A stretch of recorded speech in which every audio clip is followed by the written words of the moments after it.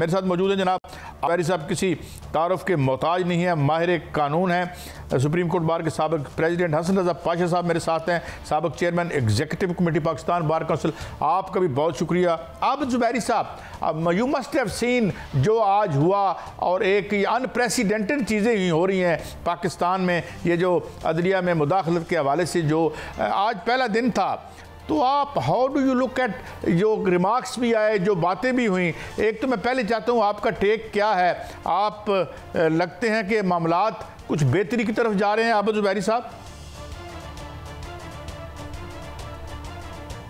हाँ, बिस्मिल्लाहिर्रहमानिर्रहीम। देखिए, वो तो वक्त ही बताएगा कि हम किस तरफ जा रहे हैं।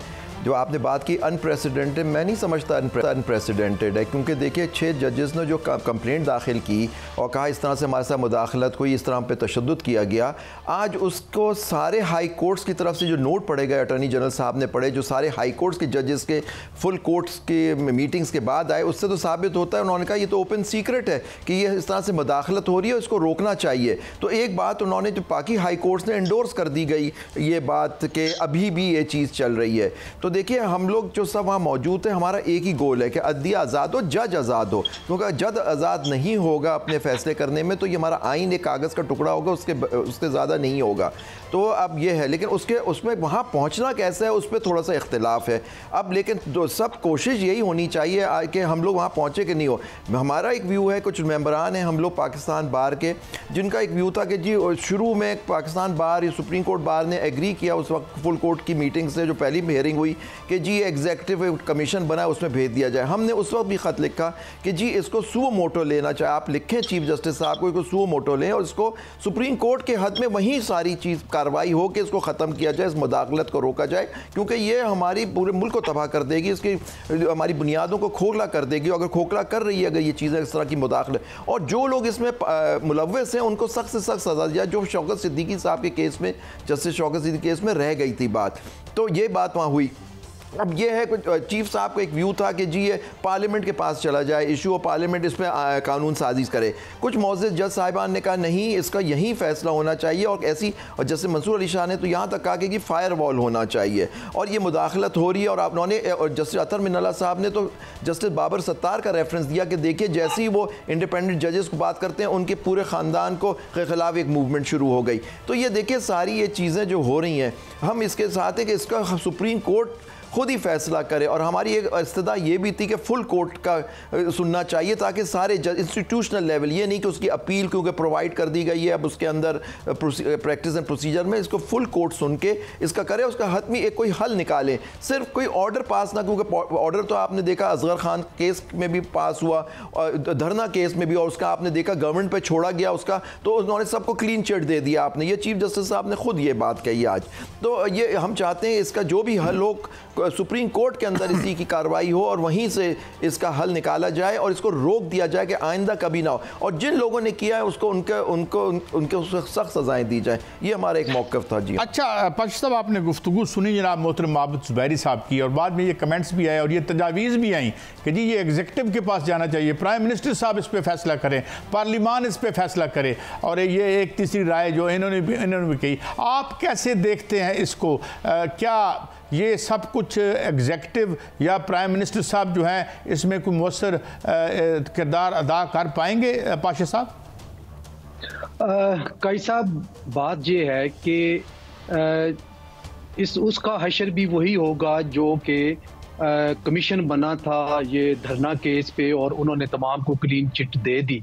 तो मेरा ख्याल है कि ये एक फ्यूटाइल एक्सरसाइज होगी और उसकी ज़रूरत नहीं है।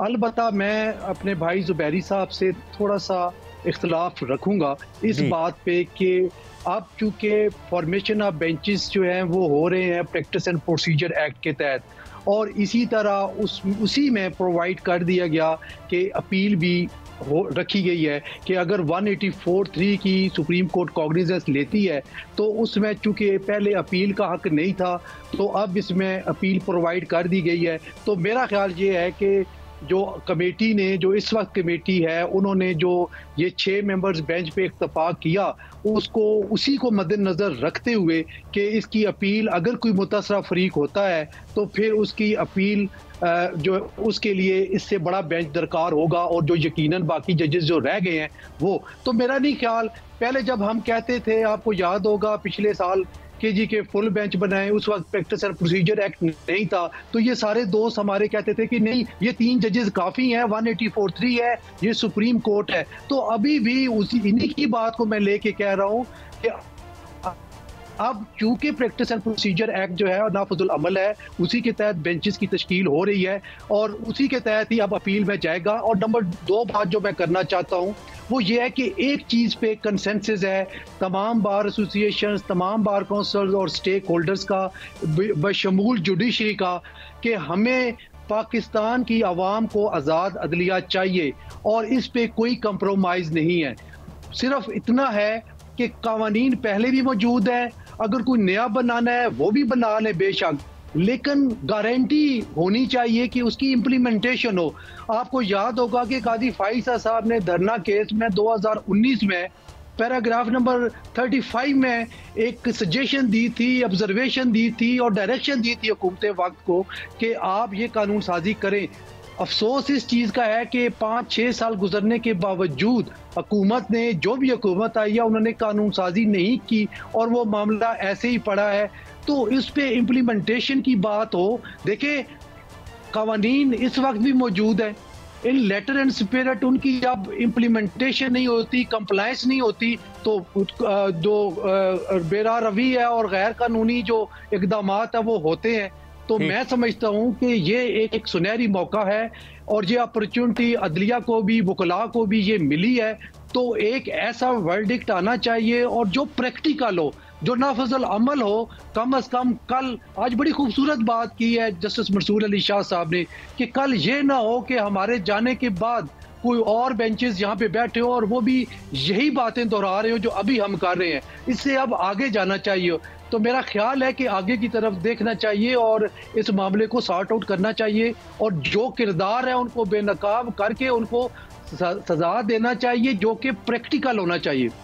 ये बात तो बड़ी अच्छी की हसन रज़ा पाशा साहब, और हमेशा अच्छी बात ही करते हैं और पॉजिटिव भी है ज़ुबैरी साहब। मगर ज़ुबैरी साहब, अगर आप क्वालिटी देखें, वैसे तो पिलर हैं स्टेट्स के, हम उनका एहतराम भी करते हैं, पार्लिमान हमारा सबसे मोहतरम इदारा है, लेकिन बात इदारे तो लोगों से बनते हैं। जब ज़ाती ताले आजमाई हो, जब रियासत के अंदर आप इक़्तिदार में आने के लिए जो है वो कोई भी कंप्रोमाइज़ करने को तैयार हों, तो फिर इतनी स्पाइन तो नहीं होती, इतना मेटल तो नहीं होता कि आप इस तरह के बड़े डिसीजन ले सकें। एक राय है, गलत हो सकती है, आपकी इस पर क्या राय है आबिद ज़ुबैरी साहब? देखिए, बिल्कुल आप, हर इदारा हमारे मुल्क का इज़्ज़त के काबिल है, मतलब चाहे वो पार्लिमान हो, अदलिया हो या एग्जेक्टिव हो, सब उनका अपना रोल है, ट्राइकोटोमी ऑफ पावर है, वो अपने अपने उसमें काम करते हैं। लेकिन आपने वजह फरमाया कि जब सिविलियंस खुद ही अपनी जो पावर है और डेमोक्रेटिक राइट्स सरेंडर कर दें, तो फिर हमारे पास क्या चारा रह जाता है? अदलिया। हम अदलिया के पास जाएं। आपने देखा पिछले दिनों में किस तरह से कानून साजी हुई। अब जब मैं आपको एक छोटी सी एग्जांपल देता हूँ, आपको याद होगा सर, जब 2018 में गवर्नमेंट बनी, जो भी गवर्नमेंट आई, आपने देखा उसमें कितने वोट पड़े। लेकिन जब वो एक्सटेंशन का लॉ आया पार्लियामेंट में, जो जितने पार्लियामेंटेरियंस ने सब ने वोट किया उसके फेवर में, मैंने कोई ऑपोजिशन ही नहीं थी वहाँ। तो ये देखें ना, मतलब कि ये आप खुद गवर्नमेंट या पार्लियामेंट अपनी पावर किसी और को दे दे, उसके ताबे हो जाए, तो बड़ा अफसोस है। हम तो चाहते हैं पार्लियामेंट मजबूत हो। अच्छा, वन मोर थिंग,